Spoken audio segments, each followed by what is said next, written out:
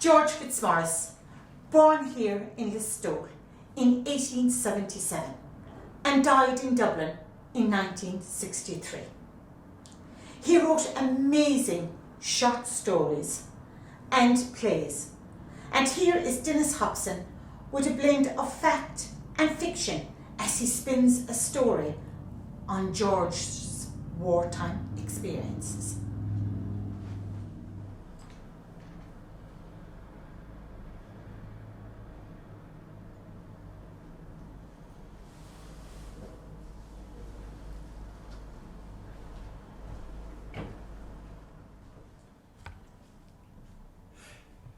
At the time we are talking about, there was an awful lot of talk about the war in Europe and indeed about unrest in Ireland. England, they said, would come to the rescue of the small nations of Europe, and they did, except Ireland, of course. I looked on the situation in a rather selfish kind of way. I felt that maybe enlisting would make me more assured, make me feel more worthwhile. At the time, I was working in the civil service, the Land Commission, and they were sort of enthusiastic that I would join for king and country, as they said. Then I went up to visit my brother Mossy, but my eldest brother Mossy. He was manager of the Hibernian Bank in Kerry, up in Sligo. Sound man, I listened to him. And at this time my cousins were enlisted, so I went home, spoke to Mother. She was doubtful about the escapade, but gave me her blessing anyway. And my sisters, they saw it as a romantic adventure. So look, I enlisted anyway. And Mossy in Kerry had been correct. The Army Service Corps was the place to be. There was much less mud, there was no shooting, we didn't go to the trenches, and there was much less noise. We went to France, to Rouen. The soldiers went to the front, we went to our offices. Yes, and there we took our orders each morning, what we were to do for the day. My job was mostly checking incoming fuel. There was a lot of concern that the local French people were finding no shortage of fuel at all, despite stringent rationing. We looked at everything, could find nothing wrong. We also checked uniforms coming in, munitions, bandages, the lot. Our job was to make sure that what should be there was there. So anyway, one evening I was looking for my pipe at home in the house, couldn't find it anywhere. Searched high, searched low, it was getting late at this stage, and it dawned on me then, I'd left the pipe outside the fuel compound on a stone. So late and all as it was, up I went to the fuel compound. And I was bending down, picking up my pipe, when I thought I heard a noise coming from inside the compound. Put the pipe in the pocket and went to explore. There I found a colleague, an Irish chap. He was drawing fuel off from the tanks and replacing it with some sort of an oily liquid. I said to him, "What are you doing?" He's a chap I know, not from Kerry, mind you, but from an adjoining county. "What are you doing?" He said, "Well, I'm taking 2% of the petrol out and replacing it with this." I said, "You can't do that. He said, no, 2% makes no difference to the petrol. But, he said, it makes a hell of a difference to me. I decided to do nothing. It was easier, and anyway, he was a nice kind of chap. Later on, when the fraud was about to be discovered, I tipped him off, and he scarpered back to Ireland, which was in chaos in 1916. He did a clever thing. He hid out with an uncle of his who was a parish priest in a small rural parish in County Limerick.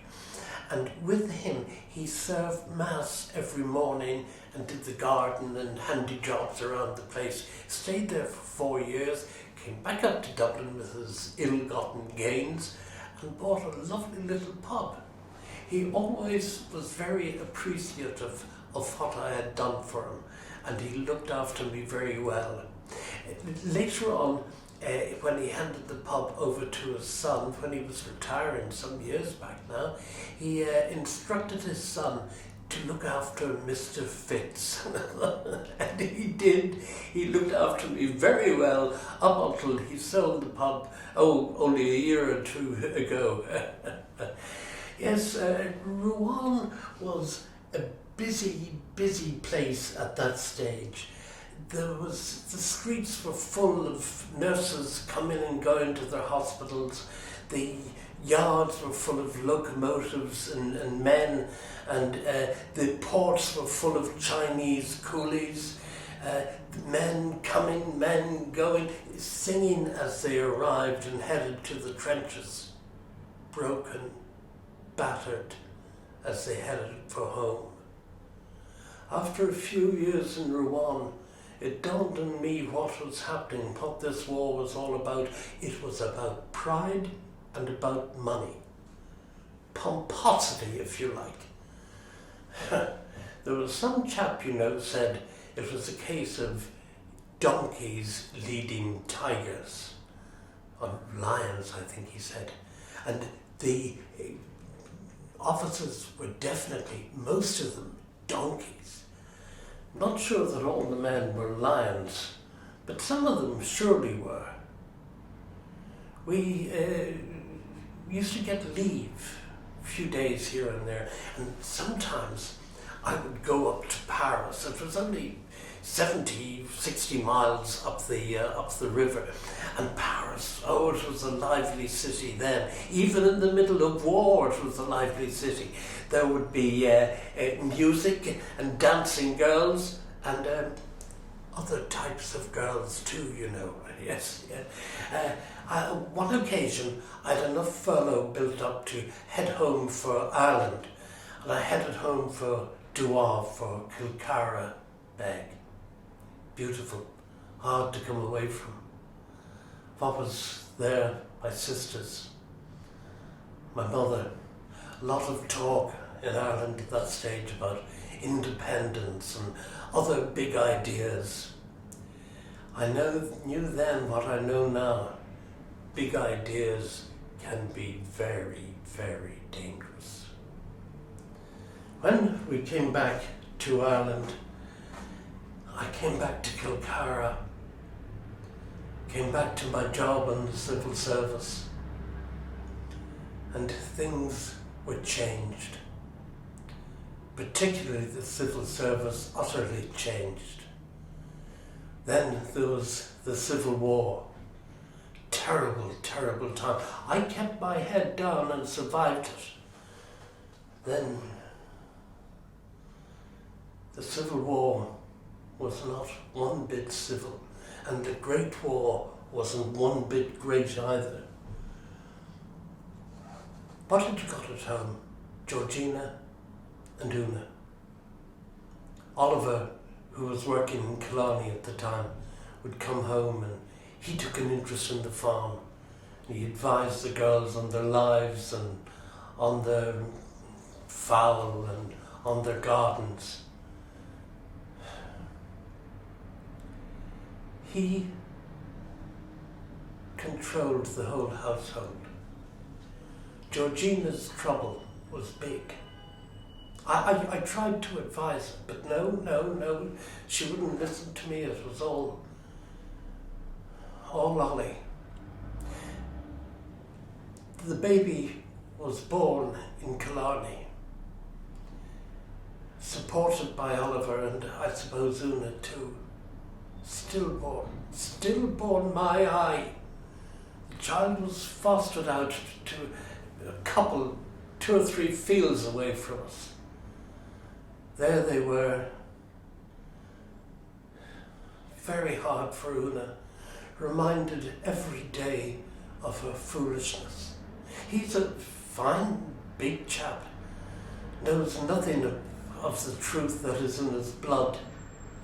Georgina asked that I would leave her anything I had, leave him anything I had, but I won't. I won't leave him a penny. Why would I? He's not our son. He's the child of people across the fields from us. I won't support him. If he was our son, he'd be foolish and giddy and, I suppose, a little bit cracked, but he was none of those things. None of those things. When I was in Rouen, I thought a lot about what lay ahead of me, about my plays, about the plays I had written. I knew that plays like The Magic Glasses and the Dandy Dolls, I knew that they were plays for the future. But when I saw the review of The Magic Glasses from London, the Abbey had taken it over to London, I knew that I was onto something, and that the problem was that in Ireland we were not ready for my plays. Yeats, Synge, Madame Gregory. I haven't told you about that bunch yet. Synge was all right, a decent enough type of chap, but Lady Gregory, goodness gracious me, she was a horror, a terrible woman with silly English notions in her head about what way Ireland should be and about her peasants. She wrote the most dreadful plays, and her friend Yeats, well, he might have been a moderately good poet, but I'll tell you, he was no playwright. No, he wrote terrible drivel. I'll tell you what Yeats was. He was a bully and a braggart, buoyed up by his self-belief. I tell you, I did not like those chaps at all. They caused me no end of trouble. Look, I'm going to leave you now. I'll tell you what, I'm going to cross to the Winter Garden Palace. I'll have a few. And look, if I see you over there, we might continue our talk. All right, nighty, toodaloo.